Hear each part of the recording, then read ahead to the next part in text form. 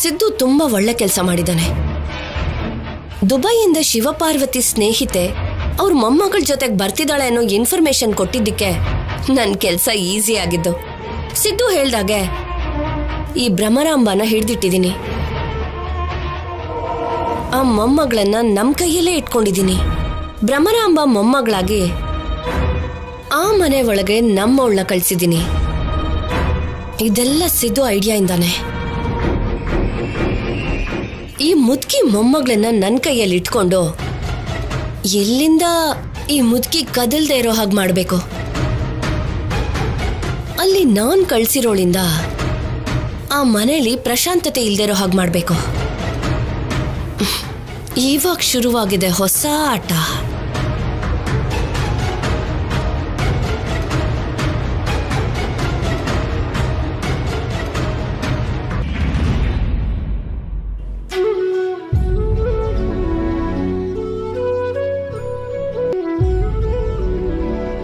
ಕಣ್ ಬಿಟ್ರೆ ಜಗತ್ ಕಿಲಾಡಿ, ಕಣ್ ಮುಚ್ಕೊಂಡು ಅಮೂಲ್ ಬೇಬಿ ತರ ಹೇಗ್ ಮಲ್ಕೊಂಡಿದ್ದಾರೆ ನೋಡು. ಎಷ್ಟು ಮುದ್ದಾಗಿದ್ದಾರೆ.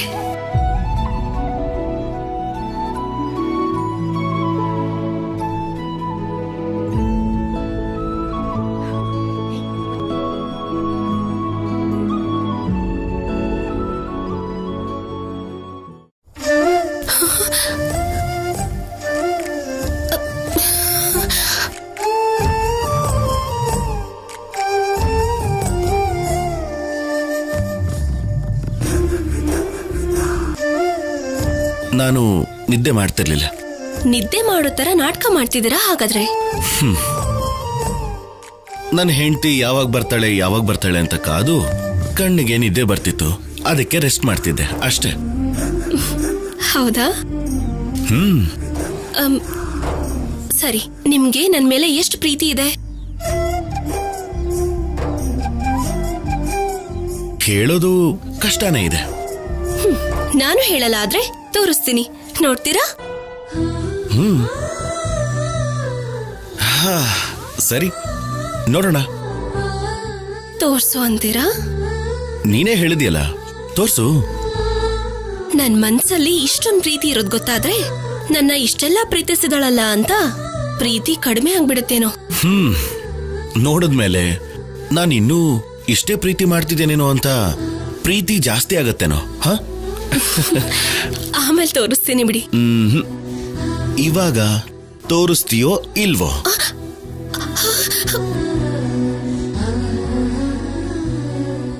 ಆಮೇಲೆ ತೋರಿಸ್ತೀನಿ ಅಂತ ಹೇಳಿದ್ನಲ್ಲ. ಆಸೆ ತೋರಿಸಿ ಹೀಗ್ ಮಾಡಿದ್ರೆ ಆಸೆಗೆ ಬೇಜಾರಾಗತ್ತೆ, ನಿನಗ್ ಗೊತ್ತಾ? ಹೌದಾ? ನನಗದೆಲ್ಲ ಗೊತ್ತಾಗಲ್ಲ ಬಿಡಿ. ತೋರ್ಸು ಕಲ್ಯಾಣಿ. ಏನ್ ಮುಚ್ಚಿಡ್ತಿದ್ಯಾ ಕೈಯಲ್ಲಿ? ತೋರ್ಸು. ಏನು ಮುಚ್ಚಿಟ್ಕೊಂಡಿದ್ದೀನಿ ಬಿಡಿ. ತೋರ್ಸು ಅಂತ ಹೇಳದ್ನಲ್ಲ, ತೋರ್ಸು ತೋರ್ಸು ತೋರ್ಸು.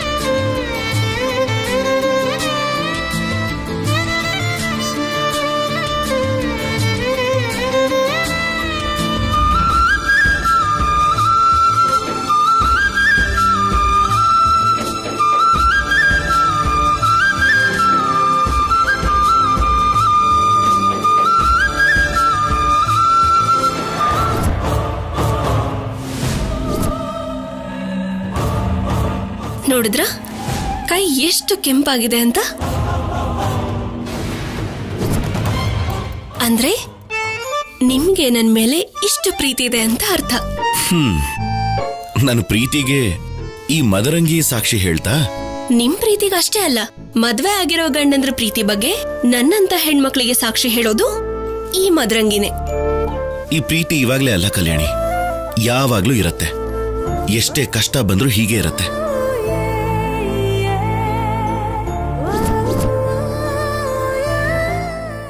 ಸರಿ ಸರಿ, ನನ್ ಕೈ ಬಿಡಿ. ಈ ಕೈನ ನಾನು ಯಾವತ್ತೂ ಬಿಡಲ್ಲ. ನಿಜವಾಗ್ಲು? ಸುಳ್ಳಲ್ಲ ಅಂತ ನಿನ್ನ ಕೈಯಲ್ಲಿರೋ ಬಣ್ಣನೇ ಹೇಳ್ತಿದ್ಯಲ್ಲ.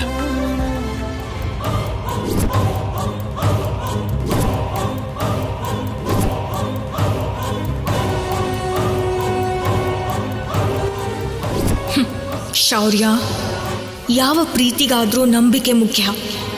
ಆ ನಂಬಿಕೆನ ದೂರ ಮಾಡಿದ್ರೆ ಯಾವುದೇ ಪ್ರೀತಿ ಆದ್ರೂ ದೂರ ಆಗ್ಲೇಬೇಕು. ಈ ಕಲಾವತಿ ಕಾಲಿಟ್ಟಿದ್ದಾಳೆ ಅಂದ್ರೆ ಕೆಲವು ಜೀವನಗಳು ತಲೆ ಕೆಳಗಾಗ್ಲೇಬೇಕು. ನಾನು ಈ ಮನೆ ಕಾಲಿಟ್ಟಿರೋದು ಕಿಚ್ಚು ಹಚ್ಚೋದಕ್ಕೆ.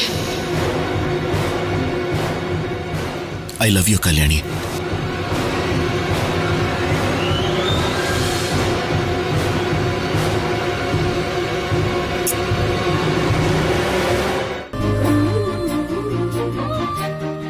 I love you too, officer.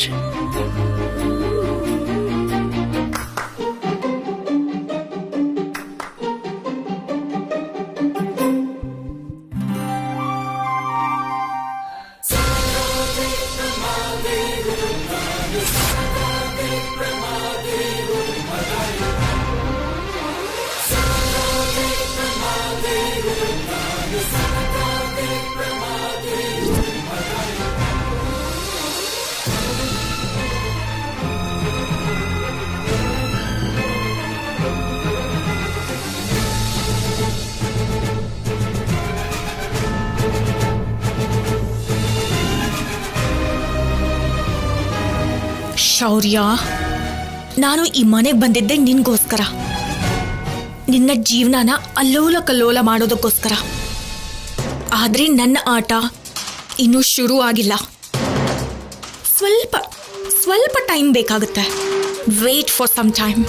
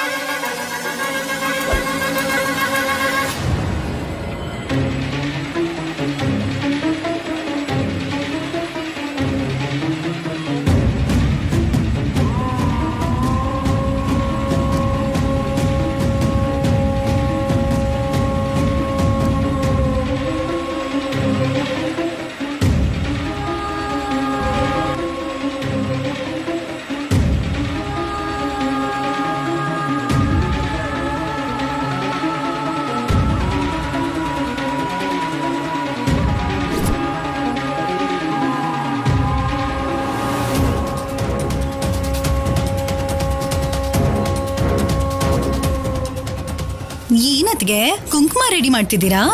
ಪ್ರತಿ ವರ್ಷ ಈ ಮನೇಲಿ ದಸರಾ ಪೂಜೆ ನಡೆಯುತ್ತೆ, ಆದ್ರೆ ನಾವು ಮಾತ್ರ ಅತಿಥಿಗಳೇ. ಅತ್ಗೆ ನಮ್ಗೇನು ಮಾಡೋಕ್ ಬಿಡಲ್ಲ ಅಲ್ವಾ? ಎಲ್ಲ ಅನುಪಮ್ಮ ಅಮ್ಮ ಕೈಯಾರೆ ನಡಿಬೇಕು ಅಲ್ವಾ? ಎಷ್ಟೇ ಆದ್ರೂ ನಿಮ್ಮ ಅಮ್ಮಂಗ್ ದತ್ತು ಪುತ್ರಿ ಅಲ್ವಾ?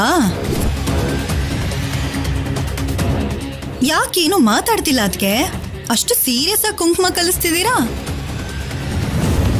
ಏನೋ ತಲೆಗೆ ಬಣ್ಣ ಹಚ್ಕೊಳಕ್ ರೆಡಿ ಮಾಡ್ತಿರೋ ಹಾಗೆ ಆ ಕೈ ಗ್ಲೌಸ್ ಕೂಡ ಹಾಕೊಂಡಿದ್ದೀರಾ? ಈ ಗ್ಲೌಸ್ ಅನ್ನ ಹಾಕೊಂಡಿರೋದು ನನ್ ಬೆರಳುಗಳನ್ನ ಕಾಪಾಡ್ಕೊಳ್ಳೋದಿಕ್ಕೆ. ಬೆರಳನ್ನ ಕಾಪಾಡ್ಕೊಳ್ಳೋದಂದ್ರೆ ಏನತ್ಗೆ?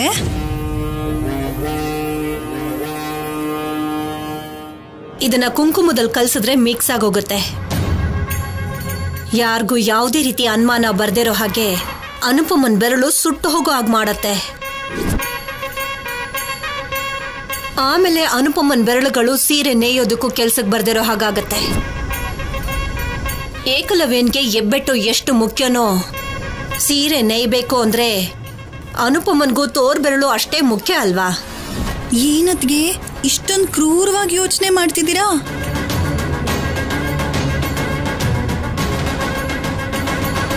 ಹಾಗೆ ಯೋಚನೆ ಮಾಡದೆ ಇನ್ನೇನೆ ಮಾಡ್ಲಿ? ಅವ್ರಿಗಿಷ್ಟ ಬಂದ ಹಾಗೆ ನನ್ನ ಮಗನ್ನ ಗೊಂಬೆ ಮಾಡ್ಕೊಂಡು ಆಡಿಸ್ತಾ ಇದ್ದಾರೆ. ಆ ಕಲ್ಯಾಣಿ ನೋಡಿದ್ರೆ ನನ್ನ ಜೊತೆ ಮಾತಾಡೋಕೆ ಬಿಡಲ್ಲ. ನನ್ನ ಮುಂದೆನೆ ಅವನು ಮೇಲ್ಬಿದ್ದು ಮಾತಾಡ್ತಾಳೆ. ಅತ್ತೆ ಇದ್ದಾಳೆ ಅನ್ನೋ ಗೌರವ ಕೂಡ ಇಲ್ಲ ಅವಳಿಗೆ. ಹೋಗ್ಲಿ, ಅದನ್ನ ನೋಡಿದ ಅನುಪಮನಾದ್ರೂ ಏನಮ್ಮ ಇದೆಲ್ಲ, ಇದು ಪದ್ಧತಿ ಅಲ್ಲ ಅಂತ ಹೇಳ್ಬೋದಲ್ವಾ? ಅವಳಿಗೆ ಸಪೋರ್ಟ್ ಮಾಡ್ಕೊಂಡು ಮಾತಾಡ್ತಾಳೆ. ಅಂದ್ರೆ ಏನತ್ಗೆ ಅನುಪಮ ಅಮ್ಮ ಕಲ್ಯಾಣಿ ಮೇಲೆ ಗಂಟಲ್ವರೆಗೂ ಕೋಪ ಇದೆ ಅಂತ ಆಯ್ತು. ಇಷ್ಟು ದಿನ ಸಹಿಸ್ಕೊಂಡಿದ್ದೆ, ಇನ್ನು ನನ್ನ ಕೈಲಾಗಲ್ಲ. ಮೂರನೇವ್ರಿಗೆ ಅನುಮಾನ ಬರ್ದಿರೋ ಹಾಗೆ ಈ ಅರ್ಶನ ಕುಂಕುಮದಲ್ಲಿ ಇದನ್ನ ಮಿಕ್ಸ್ ಮಾಡಿರೋದ್ರಿಂದ ಅನುಪಮನ್ಗೆ ಆ ಬೆರಳು ಕೆಲ್ಸಕ್ಕೆ ಬರ್ದಿರೋ ಹಾಗಾಗತ್ತೆ. ಯಾವ ಕೆಲ್ಸನೂ ಮಾಡಕ್ಕಾಗದೆ ಒಂದು ಮೂಲೆನಲ್ಲಿ ಬಿದ್ದಿರ್ತಾಳೆ. ಅನುಪಮನ್ ನೋಡ್ಕೊಂಡು ಇವಳು ಅಳ್ತಾ ಕೂತಿರ್ತಾಳೆ. ಆಗ್ಲಾದ್ರೂ ನನ್ ಮಗ ಮುಂಚಿನ ತರ ನನ್ ಜೊತೆ ಇರ್ತಾನೇನೋ.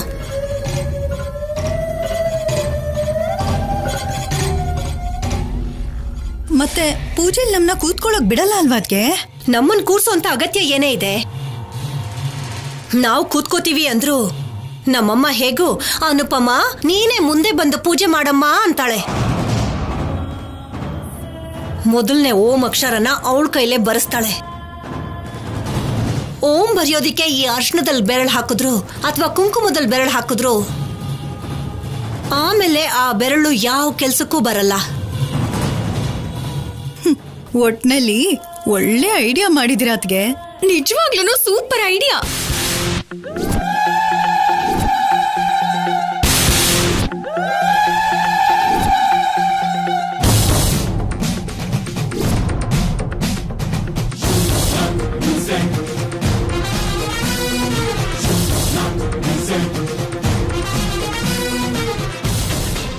ಆಂಟಿ, ನೀವೇನು ಭಯ ಪಡ್ಬೇಡಿ, ನಾನು ನಿಮಗೆ ಸಪೋರ್ಟ್ ಆಗಿರ್ತೀನಿ.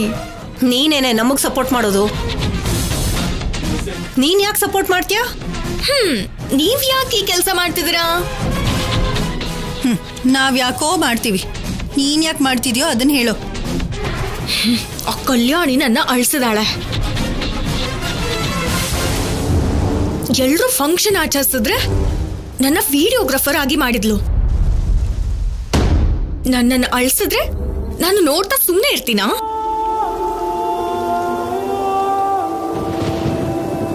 ಇವಾಗ ನೀವ ಅಂದ ಹಾಗೆ ಅನುಪಮಮ್ಮನ ಅಳಿಸಿದ್ರೆ ಕಲ್ಯಾಣಿ ಕೂಡ ಅಳ್ತಾಳೆ. ನನಗ್ ಬೇಕಾಗಿರೋದು ಕಲ್ಯಾಣಿ ಅಳೋದು.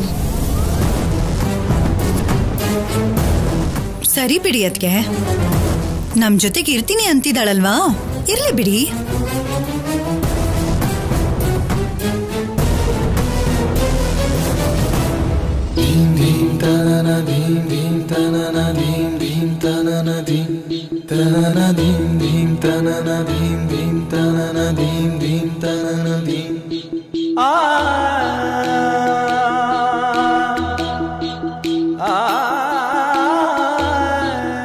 ಅನುಪಮ, ಏನಮ್ಮ? ಎಲ್ಲ ಸಿದ್ಧವಾದ ಹಾಗೇನಾ? ಅಮ್ಮ, ಎಲ್ಲ ಸಿದ್ಧವಾಗಿದೆ. ದಮಯಂತಿ, ಕುಂಕುಮ ತಂದಿದ್ಯಾ?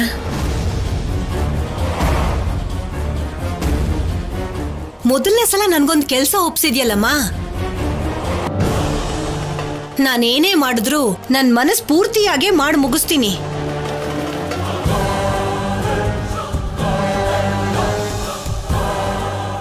ಈ ವರ್ಷ ನಮ್ ಬಿಸ್ನೆಸ್ ಚೆನ್ನಾಗಿರ್ಬೇಕು ಅಂತ 108 ಸಲ ಕುಬೇರನ್ ಜಪ ಮಾಡಿ ಅರ್ಶನ ಕುಂಕುಮ ರೆಡಿ ಮಾಡಿಟ್ಟಿದ್ದೀನಿ.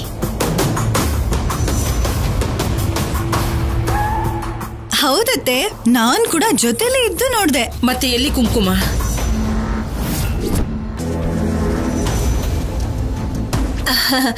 ತಗೊಂಡ್ಬಾ, ಹೋಗು. ಹಾ,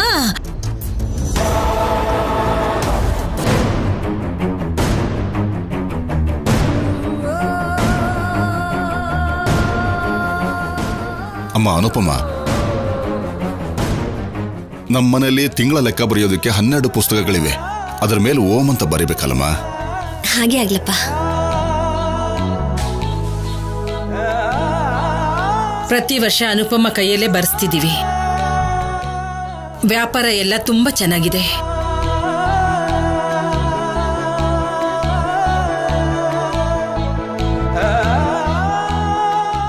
ತಗೊಳಮ್ಮ.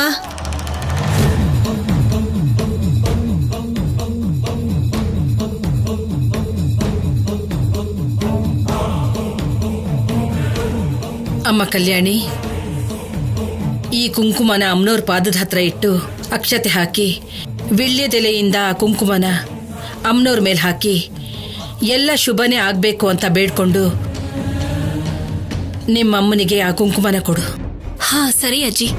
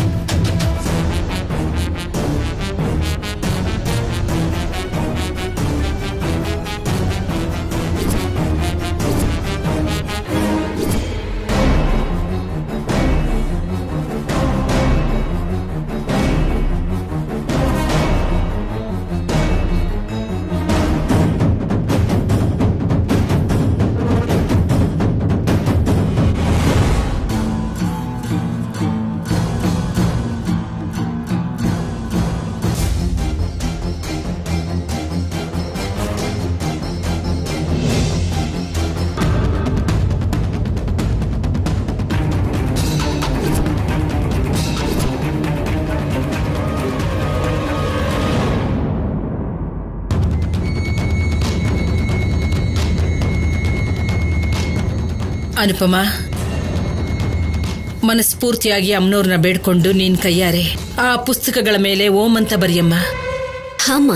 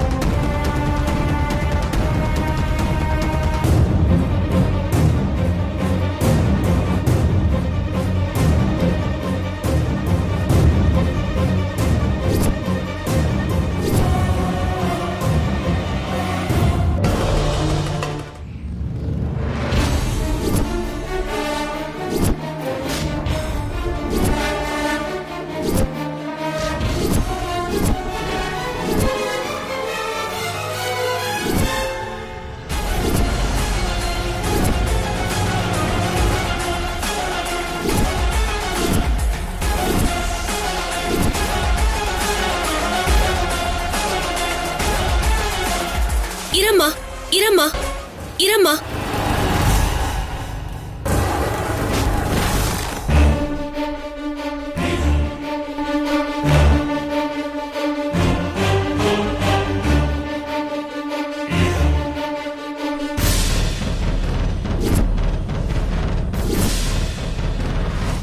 ಈ ವರ್ಷ ನೀನು ಓಂ ಬರೆಯೋಕೆ ಸಾಧ್ಯ ಇಲ್ಲ.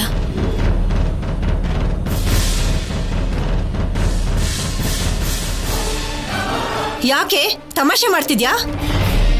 ಪ್ರತಿ ವರ್ಷ ಓಂ ಬರೆಯೋದು ನಿಮ್ಮಮ್ಮನೇ ಅಲ್ವಾ? ಹೊಸದಾಗೇನು ನೀನು ಬೇಡ ಅಂತಿದ್ಯಾ? ಅದೇ ಅತ್ತೆ ನನ್ನ ಕಷ್ಟ.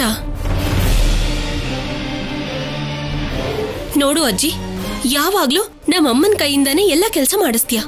ಎಲ್ಲ ವಿಷಯದಲ್ಲೂ ನಮ್ಮಮ್ಮನ್ನೇ ಮುಂದೆ ನಿಲ್ಲಿಸ್ತೀಯ. ಮನೆಯಲ್ಲಿ ಅತ್ತೇನೂ ಇದ್ದಾರೆ. ಯಾವತ್ತಾದ್ರೂ ಅವ್ರ ಕೈಯಿಂದ ಏನಾದ್ರೂ ಮಾಡಿಸಿದ್ಯಾ?